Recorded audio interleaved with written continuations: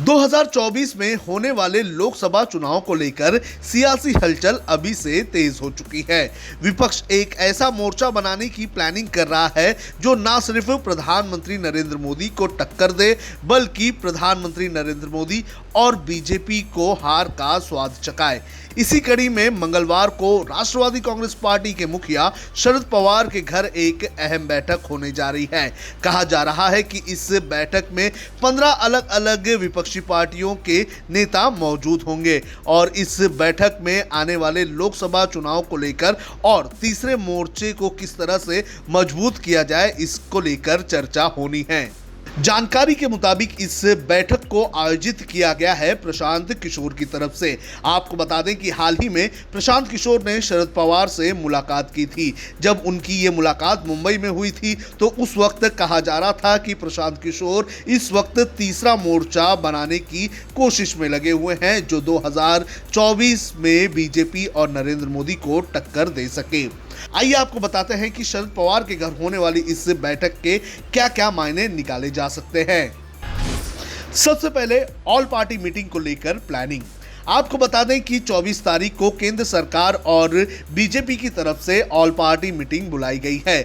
जानकारी के मुताबिक इस ऑल पार्टी मीटिंग में जम्मू कश्मीर के मुद्दे पर चर्चा होनी है। जम्मू कश्मीर के कई सारी पार्टियों को इस मीटिंग में शामिल होने का न्योता दिया गया है। सूत्रों के मुताबिक 24 तारीख को होने वाली ऑल पार्टी मीटिंग के पहले शरद पवार की तरफ से बुलाई गई इस बैठक में ऑल पार्टी मीटिंग में क्या स्टैंड विपक्ष लेगा, इसको लेकर प्लानिंग और चर्चा की जानी है। साथ ही अगर जम्मू कश्मीर पर चर्चा होती है तो जम्मू कश्मीर को लेकर तीसरा मोर्चा का क्या स्टैंड होगा, ये भी इस मीटिंग में तय किया जा सकता है। तीसरे मोर्चे को मजबूत करना। आपको बता दें कि ये जो बैठक शरद पवार के घर होने जा रही है, इस बैठक को राष्ट्रीय मंच के बैनर तले बुलाया गया है।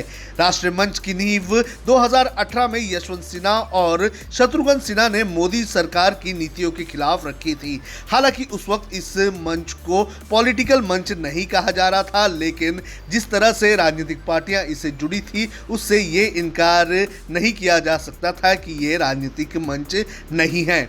जानकारी के मुताबिक राष्ट्रीय मंच चाहता है कि एक ऐसा तीसरा मोर्चा बने जो कांग्रेस का फेस ना हो और प्रधानमंत्री नरेंद्र मोदी को सीधे सीधे टक्कर दे।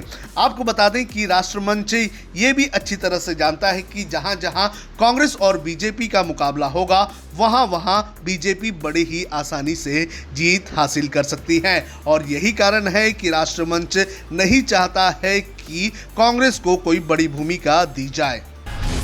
बीजेपी की हार रहे बरकरार। सूत्रों के मुताबिक और राजनीतिक गलियारों में जिस तरह से चर्चा हो रही है उसके मुताबिक राष्ट्रीय मंच ये चाहता है कि बीजेपी की हार का सिलसिला लगातार बरकरार रहे। जिस तरह से बंगाल और दिल्ली में बीजेपी को करारी हार मिली है, उसी तरह से उत्तर प्रदेश में भी बीजेपी को हार मिले और इसके अलावा आने वाले जो राज्यों के चुनाव हैं वहां पर भी बीजेपी को शिकस्त दी जाए। आपको बता दें कि हाल ही में पश्चिम बंगाल और दिल्ली के चुनाव में बीजेपी को करारी हार मिली है और इस चुनाव में प्रधानमंत्री नरेंद्र मोदी की छवि को काफ़ी झटका लगा है। राष्ट्रीय मंच ये अच्छी तरह से जानता है कि प्रधानमंत्री नरेंद्र मोदी की अगर हार इसी तरह से बरकरार रहे तो 2024 में राह आसान हो सकती है। ममता के चेहरे पर चर्चा। आपको बता दें कि हाल ही में जिस तरह से पश्चिम बंगाल चुनाव के नतीजे सामने आए हैं और जिस तरह से ममता बनर्जी ने एक बड़ी जीत हासिल की है, उसके बाद से ही लगातार ममता बनर्जी प्रधानमंत्री नरेंद्र मोदी और केंद्र सरकार को हर एक मोर्चे पर घेरती हुई नजर आ रही हैं। सियासी गलियारों में ये भी कहा जा रहा है कि प्रधानमंत्री नरेंद्र मोदी और केंद्र सरकार को हर मोर्चे पर जवाब देके ममता बनर्जी अपनी पीएम पद की उम्मीदवारी की दावेदारी को पुख्ता करते हुए नजर आ रही हैं। पश्चिम बंगाल में जो चुनाव के नतीजे आए हैं वो काफी ज्यादा महत्वपूर्ण इसलिए भी है क्योंकि यहां पर बीजेपी ने प्रधानमंत्री नरेंद्र मोदी और अमित शाह के चेहरे पर चुनाव लड़ा था और इन दोनों चेहरों की यहां पर शिकस्त हुई है। और आपको ये भी बता दें कि अगर राष्ट्रीय स्तर पर चुनाव होते हैं तो बीजेपी का चेहरा प्रधानमंत्री ही होंगे और पश्चिम बंगाल में प्रधानमंत्री नरेंद्र मोदी को एक बार ममता बनर्जी हरा चुकी है और इसी को लेकर ममता बनर्जी इस वक्त विपक्ष की एक एक दमदार दावेदार बनती हुई नजर आ रही हैं।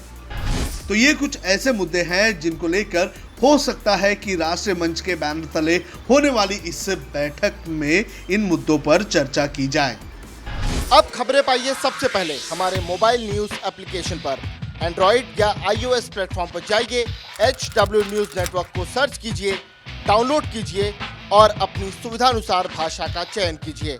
खबरों की भीड़ में अपने काम की खबर पाते रहिए। अगर आपको हमारा ये वीडियो पसंद आया है तो आप इसे शेयर करें, फेसबुक पर हमारे पेज को लाइक करें, ट्विटर पर हमें फॉलो करें, यूट्यूब पर ज़रूर सब्सक्राइब करें ताकि आपको हमारे हर खबर की अपडेट मिलती रहे।